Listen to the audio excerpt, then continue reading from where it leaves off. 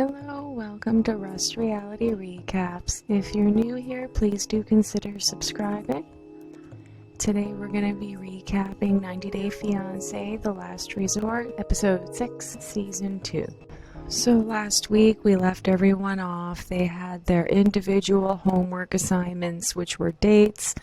Ari and Binny were in the desert, and she was being really condescending and annoying, correcting him on things and complaining like she always does. We see Natalie here from between the sheets, reflecting on the scene, complete and utter drunken debauchery. Well, I got judged just for pushing one glass, and it just fell. But they throw in glasses, and that's fine, they're not violence, like, they're being a little bit hypocritical on me, I feel like. First time you throw my drink. Get out of her face. You put them on her. All right, oh, come on. Get away! And I agree with her that they're being hypocrites. I don't like the way Stacy was treating Florian.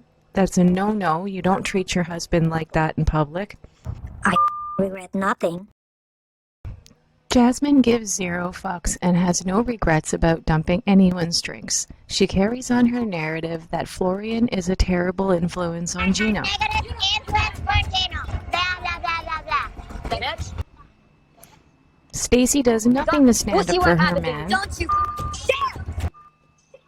And continues to just insert herself and kind of make this scene about her, which she doesn't need to. Natalie's in the back, just loving eating up this drama. Hey, my guy. Embarrassing. The men decide to try and keep themselves separate from the ladies to diffuse the drama. The girls are all making this way more dramatic than it needs to be, I feel. Surprise, surprise! Oh, hi! And look who the cat dragged in. I honestly had no idea that those two weren't here.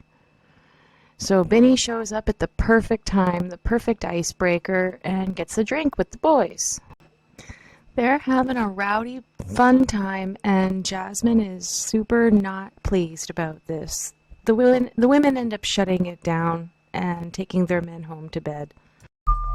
Those are good guys. What are you talking? No, they're a bad influence Don't say like that. They're a bad influence for you.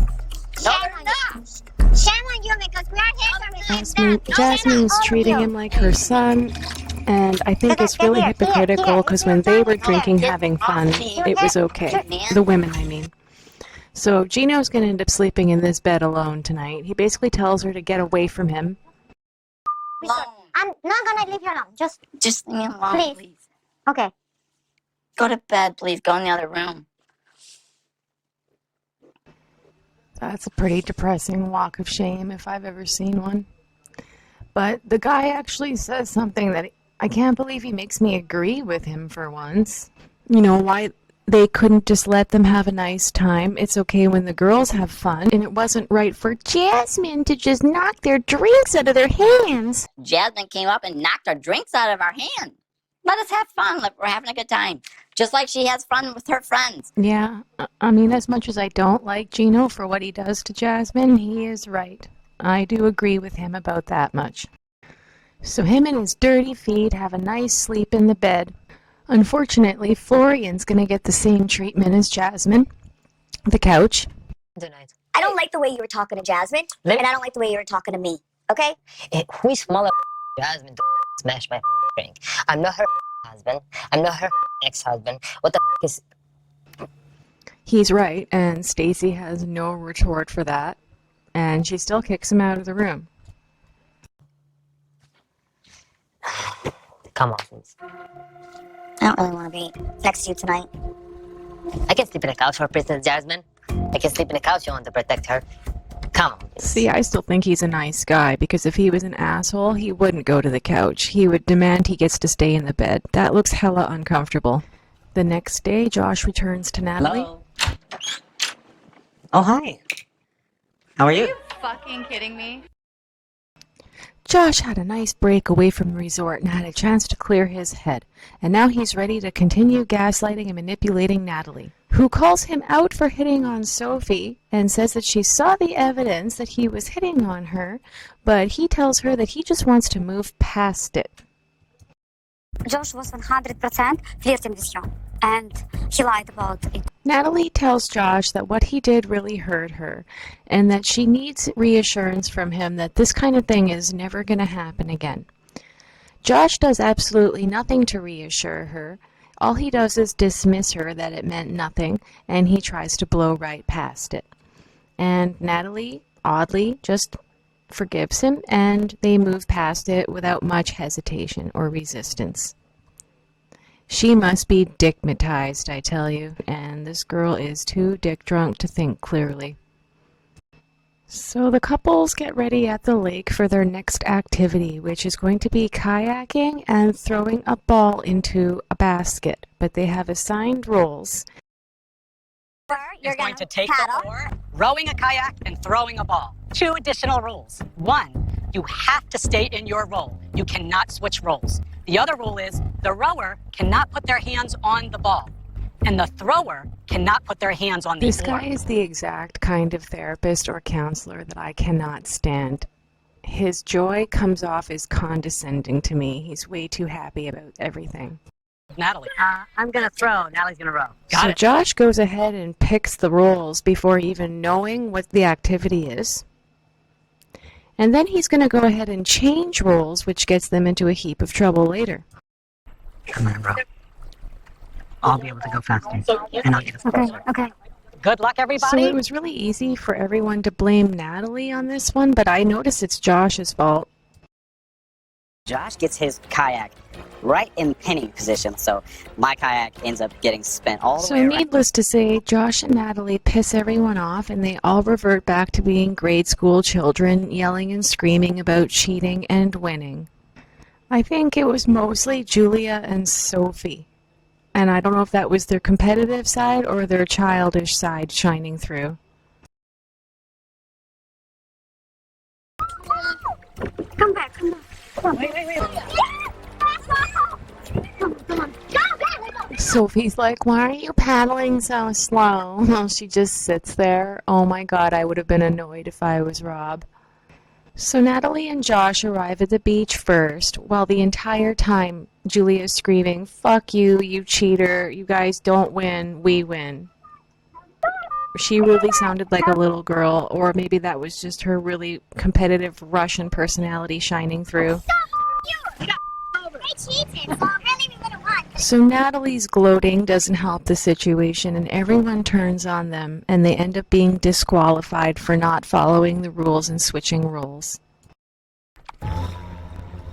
Unfortunately, Natalie and Josh, there were some concerns with breaking one of the rules, with staying in our roles. With if you are a rower, you have to remain a rower. Disqualified.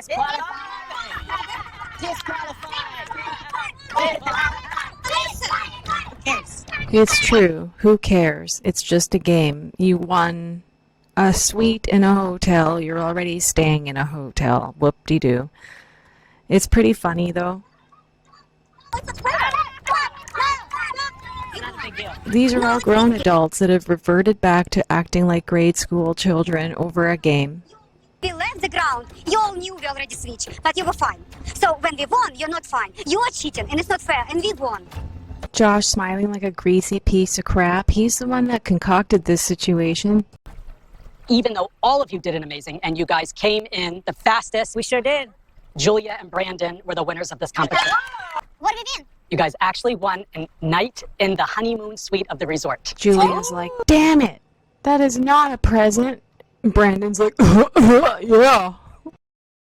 So they head down the beach for some more group therapy together, and even though they didn't win, Jasmine and Gino had a great time. They were successful because she stayed calm and made him feel safe, and he wishes that their relationship could play out like that more often. If only Gino and Jasmine could keep this up, I think Jasmine would finally get laid, and Gino would get what he wants. He'd get some peace in his relationship. I agree with Rob.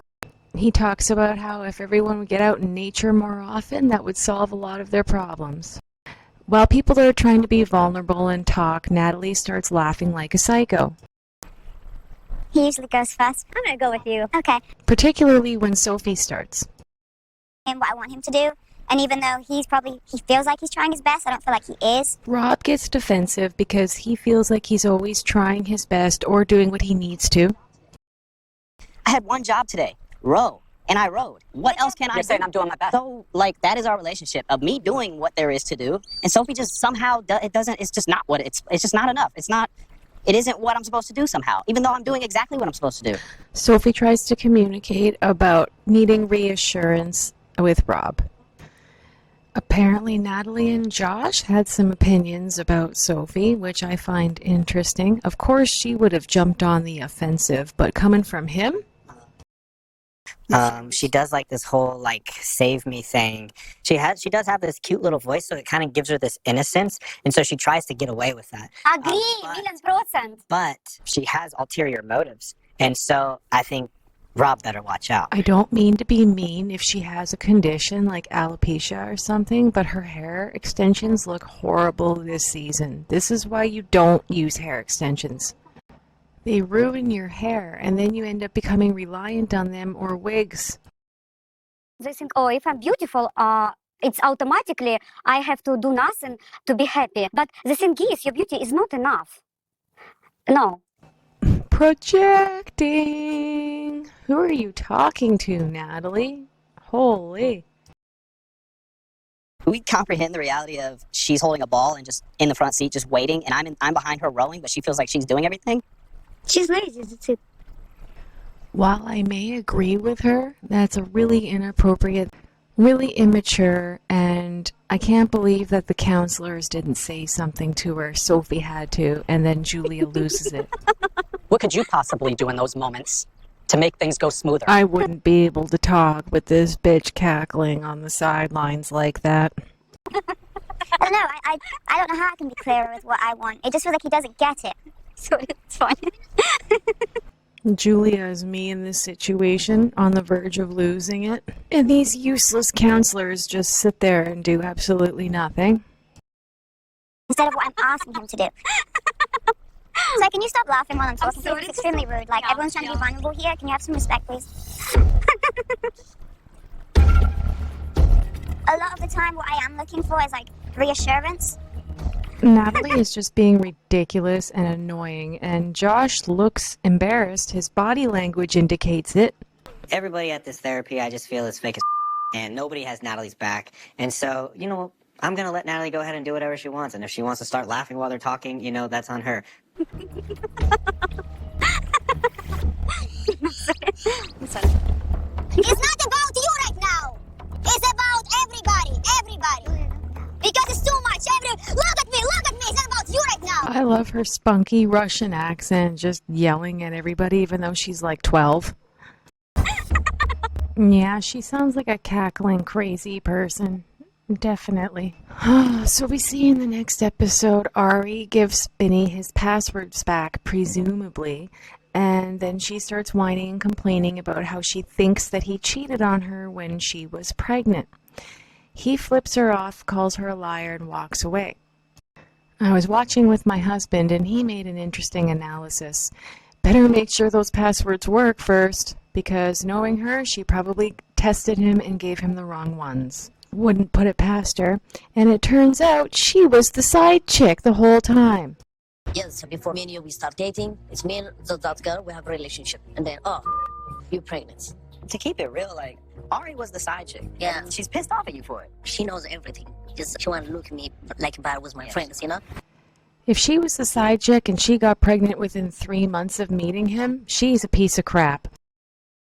We find out a very sensitive moment from Julia that the reason she doesn't want kids is in fact that she can't have them, and she's very sad about this. Name, what are we? I think that's why we're here trying to figure it out. I'm so talented. I'm your girlfriend. Who I am. Girl, this man is revealing so much of himself. He's being so vulnerable, and you're screaming. Jasmine unsuccessfully tries to come on to Gino, and he lays there like a lump and rejects her. No. Kiss me. No, I don't want you right now at this moment. And I don't know why she's sick and tired of it. I mean, the rest of us are. She should be used to it by now. Okay, that's everything for this week. Thank you so much for tuning in. Leave me a comment down below and let me know what you thought about this episode or about any of these people. Please do consider subscribing if you haven't already, and leave me a like because it helps me with the algorithm. I super appreciate it. Thank you so much. Take care. Bye bye.